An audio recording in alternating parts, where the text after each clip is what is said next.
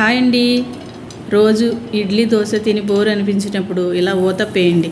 కొంచెం నువ్వులు, జీడిపప్పు, ఉల్లిపాయ ముక్కలు, పచ్చని ముక్కలు, కొంచెం క్యారెట్ తురుము, అలాగే కొంచెం జీలకర్ర అన్నీ వేసిన తర్వాత మన ఇంట్లో ఇడ్లీ కారపొడి ఉంటుంది కదా, ఆ ఇడ్లీ కారపొడి కూడా చల్లండి.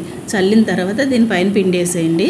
పిండేసిన తర్వాత మళ్ళీ కొంచెం దలసరిగానే వస్తుంది. ఇది ఊతప్ప అంటే మీకు దలసరిగానే ఉంటుంది కదండి, అట్లాగే ఏమి ఉండదు, కొంచెం దలసరిగానే మందంగానే ఉంటుంది అన్నమాట.